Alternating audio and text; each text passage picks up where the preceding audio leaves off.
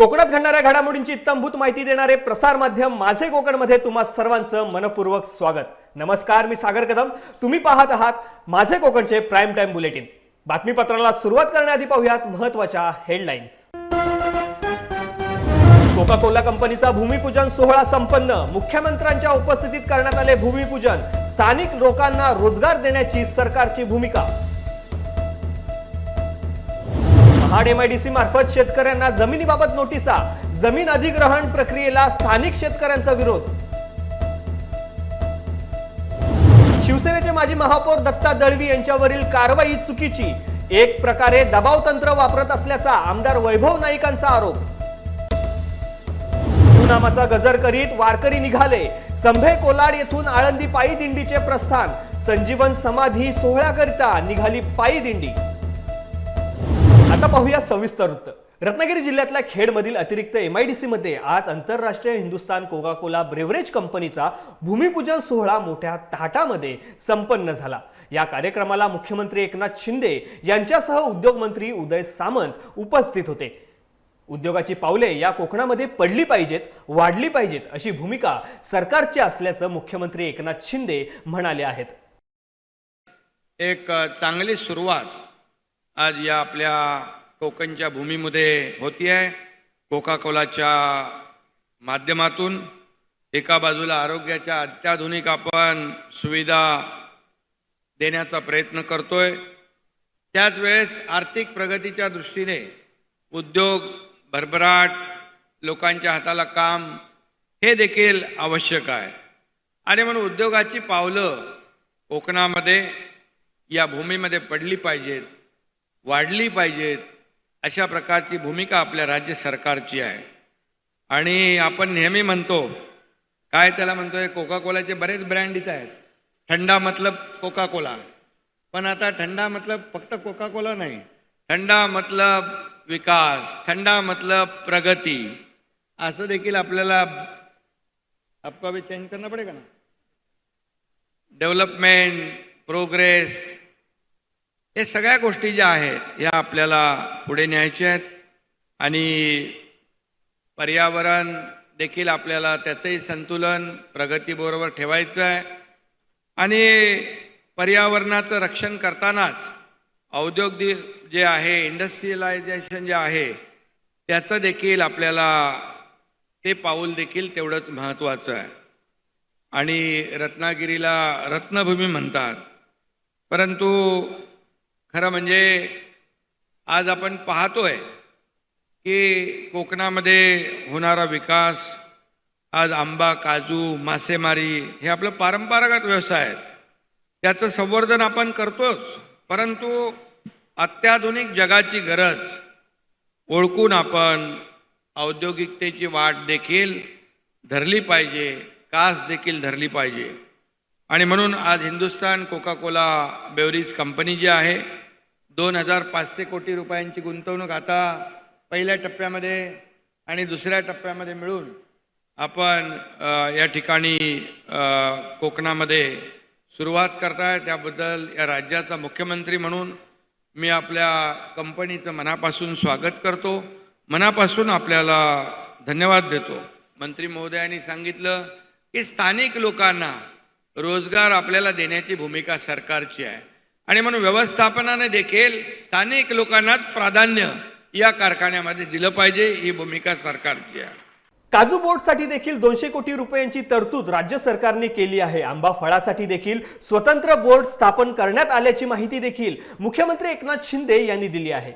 कोकण हे महाराष्ट्राचं वैभव आहे। आणि मगाशीच मी म्हटलं, कोकणी माणूस अतिशय प्रेमळ असतो, मनापासून प्रेम करतो। आणि जसा तो आंब्यासारखा गोड असतो, फणसासारखा बाहेरून काटेरी दिसतो, परंतु आतून त्याचे गोड गरे असतात। आणि म्हणूनच सरकारने या कोकणाला प्राधान्य द्यायचं ठरवलंय। आपण काजू बोर्डासाठी 200 कोटी रुपयाची तरतूद केली आहे। यामध्ये आंबा फळासाठी देखील स्वतंत्र बोर्ड स्थापन करण्यास देखील आपण तत्वता मान्यता दिलेली आहे। मुंबई ते गोवा ग्रीनफील्ड रोडमुळे कोकणाच्या विकासाला चालना मिळेल असे मुख्यमंत्री एकनाथ शिंदे यांनी सांगितलं आहे। राज्यामध्ये ॲक्सेस कंट्रोल ग्रीड रस्ते करतोय, जसं मुंबई पुण्याचा झाला बाळासाहेबांच्या संकल्पनेतला, आज देवेंद्रजी आणि मी नागपूर मुंबई समृद्धी हायवे केला. हिंदू हृदय सम्राट बाळासाहेब ठाकरे समृद्धी महामार्ग त्याला आपण नाव दिलं. आणि आज तुम्हाला मी सांगतो 15-16 तासाचं अंतर 7 ते 8 तासावर आलंय. शेतकरी आपला मालाचा ट्रक घेऊन सकाळी निघाला तर तो परवाच्या दिवशी पोचायचा. आता सकाळी निघालेला शेतकरी संध्याकाळी मार्केटमध्ये पोहोचेल अशा प्रकारचा ॲक्सेस कंट्रोल रोड, हा ग्रीनफील्ड रोड आपण मुंबई ते सिंधुदुर्ग गोवा हा पण करतोय. आणि यामुळे पूर्ण गेम चेंजर होईल. त्याचा DPR झालेला आहे. आणि हे जे काय आता जो हायवेचं काम चालू आहे ते तर त्याच्यात मी आपल्याला माहीत आहे की फार त्याला उशीर झाला. त्याच्यावर वेडीवाकडी वळणं आहेत. आपण कोस्टल हायवे पण करतोय. पण हा जो ग्रीनफील्ड हायवे आपण करणार आहोत हा ॲक्सेस कंट्रोल रोड आहे. याच्यामुळे या कोकणाच्या विकासाला चालना मिळेल. रत्नागिरीतील शासकीय वैद्यकीय महाविद्यालय व जिल्हा सामान्य रुग्णालय रत्नागिरी आणि नमो 11 सूत्री कार्यक्रमाचा शुभारंभ व लोकार्पण सोहळा मुख्यमंत्री एकनाथ शिंदे, उद्योग मंत्री उदय सामंत, वैद्यकीय शिक्षण मंत्री हसन मुश्रीफ, माजी आमदार विनय नातू, जिल्हाधिकारी, मुख्य कार्यकारी अधिकारी, जिल्हा पोलीस अधीक्षक, रत्नागिरीचे प्रांत यांच्या उपस्थितीत संपन्न झाला. नमो 11 सूत्री कार्यक्रमामध्ये महिला सशक्तीकरण अभियान, कामगार कल्याण, नमो शेततळे अभियान, नमो दिव्यांग शक्ती अभियान, जिल्ह्यातील क्रीडा संकुले, क्रीडाविषयक सुविधा, उद्यान सुशोभीकरण, शिवसृष्टी देखावे यासाठी निधी मंजूर झाले. आदी सर्व योजनांसाठी शासनाकडून रत्नागिरी जिल्ह्यासाठी निधी मंजूर झाला असल्याची माहिती मुख्यमंत्री एकनाथ शिंदे यांनी दिली आहे. आज मेडिकल कॉलेजचं उद्घाटन झालेलं आहे.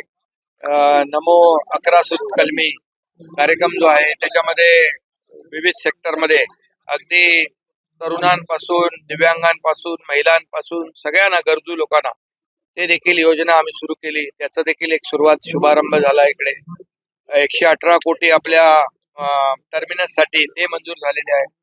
आणखी आज सगळ्यात महत्वाचं म्हणजे कोका कोला ही कंपनी जी आहे ती आपल्या महाराष्ट्रामध्ये पहिली त्याची बॅच हे कंपनी सुरू करते. 2000 लोकांना रोजगार मिळेल आणि त्यांना जे काही आवश्यक सोयी सुविधा आहेत ते देण्याचा निर्णय सरकारने घेतलेला आहे. कोकणामध्ये कोकणाचा विकास झाला तर हे जी तरुण मुलं आहेत आपल्या परिवारापासून नोकरीसाठी मुंबई, ठाणे अशा मोठ्या शहरामध्ये त्यांना जाण्याची गरज भासता कामा नये.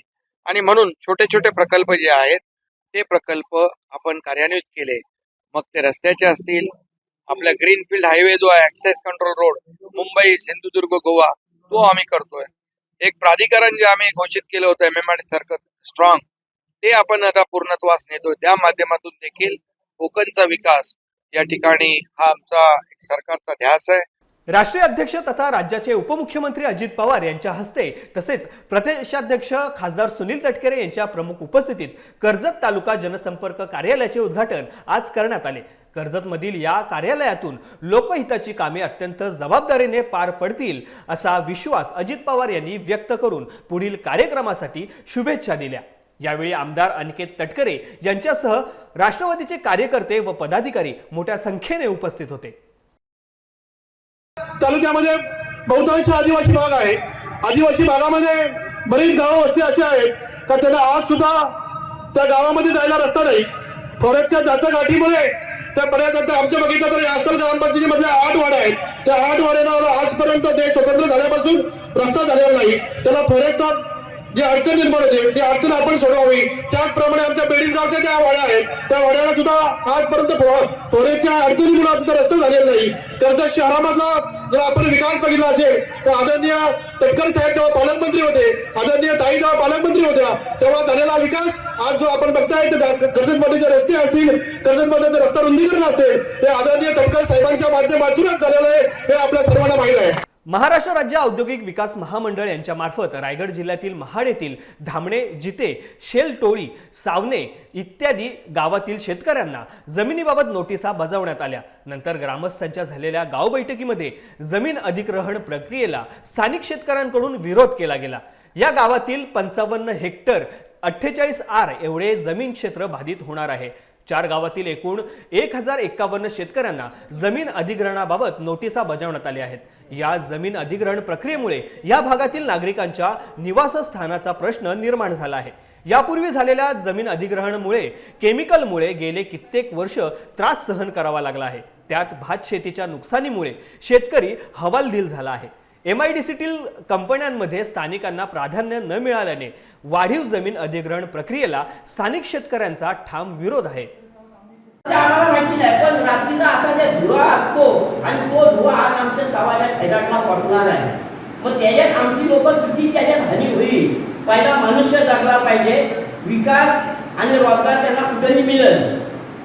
तर त्याच्यासाठी शेतकऱ्यांचा विरोधच आहे. आणि इकडे जरी शेतीच्या संदर्भात लोकांच्या जरी तुम्ही किती अंदाज आहे केमिकल येत आहेत का दुसऱ्या कंपन्या कुठल्या येत आहेत, त्या कुठल्या आल्या तरी इथं प्रदूषणच होणार आहे. आणि इथं बोलताना ही MIDC आणि तेव्हा पण असंच बोललो की चांगल्या इथं फार्मास्युटिकल ह्याच्या कंपन्या होणार आहेत आणि नको त्या किचकट ह्या कोल्हापूर एरियामध्ये आलेल्या MIDC आहे. त्यावेळेसाठी ती कुठलीही MIDC आम्हाला MIDC नको. सकल मराठा समाज रायगड जिल्ह्याच्या वतीने राज्य समन्वयक डॉक्टर सुनील पाटील यांच्यासह रायगड जिल्ह्यातील मुख्य समन्वयक आणि स्थानिक समन्वयक यांनी उपमुख्यमंत्री अजित पवार यांना मराठा आरक्षण संदर्भात निवेदन देऊन मराठा समाजाला आरक्षण द्या अशी मागणी केली आहे. यामध्ये मराठा समाज आरक्षणासाठी अनेक वर्ष लढा देत आहे. त्यामुळे अनेक वर्षांचा मराठा आरक्षणाचा प्रलंबित प्रश्न सोडवावा. तसेच सरकारमधील मंत्री छगन भुजबळ मराठा समाजाबद्दल बेताल वक्तव्य करत असून 2 समाजात वाद लावण्याचे काम करीत आहेत. त्यांना आवर घाला अशा मागणीचे पत्र उपमुख्यमंत्री अजित पवार यांना सकल मराठा समाज रायगडच्या वतीने देण्यात आले.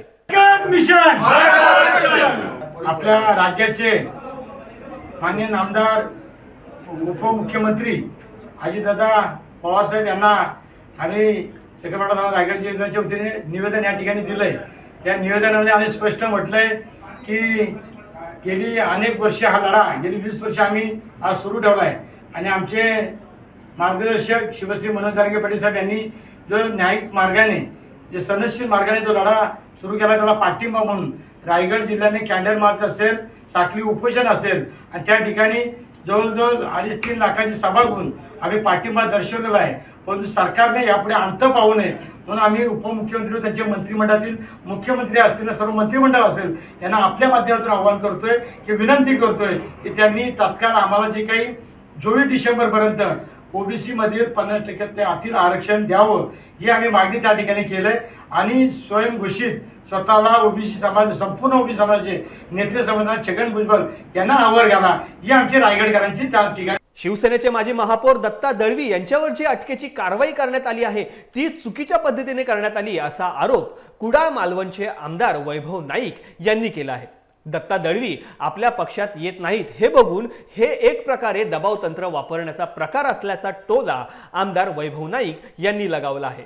सिंधुदुर्गचे सुपुत्र आणि मुंबईचे माजी महापौर दत्ता दळवे यांच्यावरची कारवाई सरकारने केली आहे ती अत्यंत चुकीच्या पद्धतीने कारवाई केली आहे. त्याचा आम्ही निषेध करतो. खरं तर दत्ता दळवे यांनी वस्तुस्थिती समाजामध्ये सध्या शिवसेनेच्या भूमिकेबद्दल वस्तुस्थिती मांडली आहे. लोकांच्या मनामध्ये ज्यांनी गद्दारी केली त्यांच्याबद्दल जो रोष आहे तो दत्ता दळवेंनी व्यक्त केला आहे. आणि त्यांच्यावर जर कारवाई होत असेल तर आज शिवसेना पक्षावर शिवसेनेचे पक्षप्रमुख उद्धवजी ठाकरे असू देत, आदित्य ठाकरे असू देत किंवा शिवसेनेचे अनेक नेते असू देत यांना सभेमध्ये कशा पद्धतीने बोललं जातं, त्यांच्यावर कशा पद्धतीने शाब्दिक वार केले जातात, त्यांना कशा पद्धतीने धमक्या दिल्या जातात याचा कुठलाही विचार किंवा याचा कुठलाही यांच्यावर कारवाई न करता आज दत्ता दळवेजी खरं बोलले त्यांच्यावर कारवाई करतायत. निश्चितपणे जनतेला सगळं हे कळतं. जनता तुम्हाला कदापि माफ करणार नाही. निवडणुकामध्ये मुंबईतील कोकणी माणूस पेटून उठेल आणि तो उद्धवजींच्या बरोबरच राहील आणि उद्धवजींच्या बरोबर राहून तो तुम्हाला गाडल्याशिवाय राहणार नाही. महाड औद्योगिक वसाहतीमधील ब्लू जेट हेल्थकेअर कंपनीमध्ये 11 कामगारांच्या मृत्यूच्या दुर्घटनेनंतर देखील महाड औद्योगिक वसाहतीमधील कामगारांची सुरक्षा रामभरोसे असल्याचे चित्र समोर आले आहे.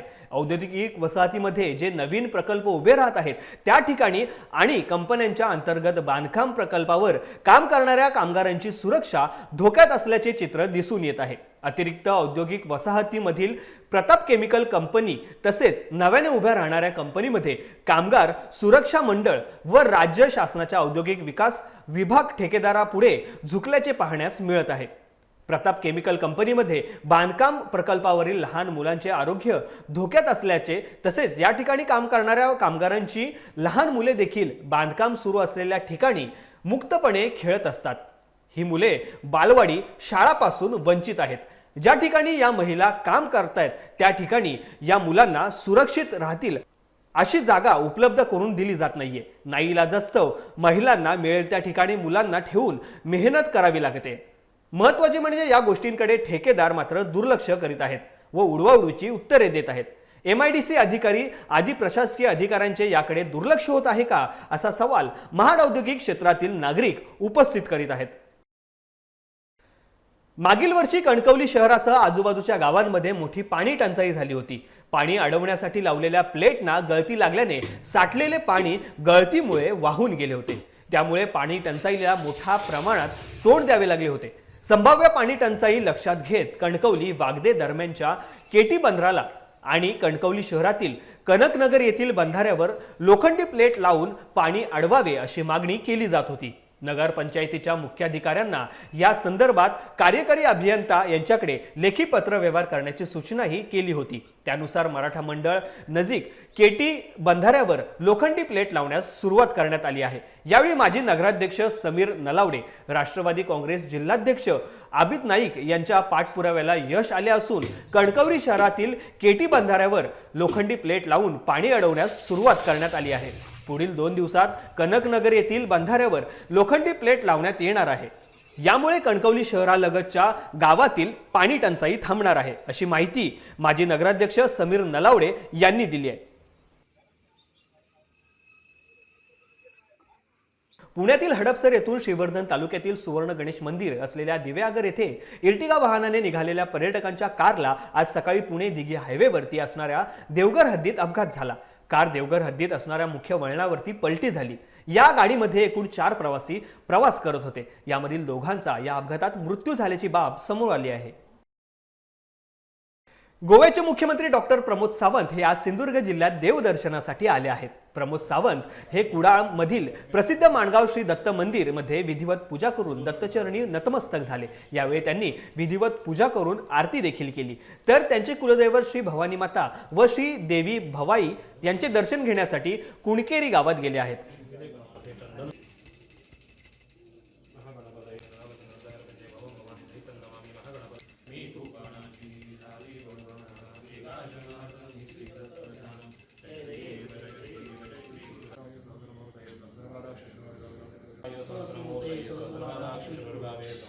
ज्ञानी यांचा शिरोमणी वंदे जोका पूज्यस्थानी, चिंतकांचा चिंतामणी ज्ञानोबा माझा असे म्हणत खांद्यावरील भगव्या पताका उंचावत वैष्णवांची मांदियाळी गेली कित्येक वर्षांपासून आळंदी अलंकापुरातील माऊलींच्या संजीवन समाधी सोहळा पायी दिंडी सह भाविक लाखोंच्या संख्येने या समाधी सोहळ्यासाठी आळंदीत दाखल होत असतात. कार्तिकी एकादशी निमित्ताने लाखो भाविकांच्या वतीने मोठ्या भक्तिभावाने माऊलीला प्रदक्षिणा व संजीवनी समाधी सोहळ्याकरता आज पायी दिंडी आळंदीकडे प्रवास करत निघाले आहेत. रायगड रोहा तालुक्यातील संभे ते आळंदी कोकण वारकरी संप्रदायाचे श्रद्धास्थान अलिबागकर महाराज यांच्या प्रेरणेने श्री संत ज्ञानेश्वर महाराज सत्संग वारकरी सेवा मंडळ संभे कोलाड ते आळंदी पायी दिंडीचे आज प्रस्थान झाले आहे.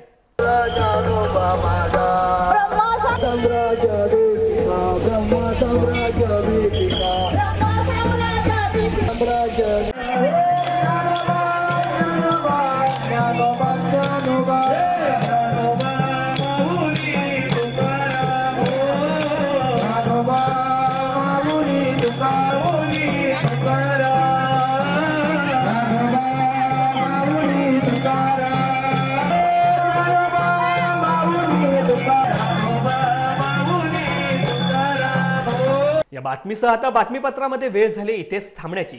कोकणात घडणाऱ्या घडामोडींची इत्थंभूत माहिती जाणून घेण्यासाठी तुम्ही पाहत राहा फक्त माझे कोकण.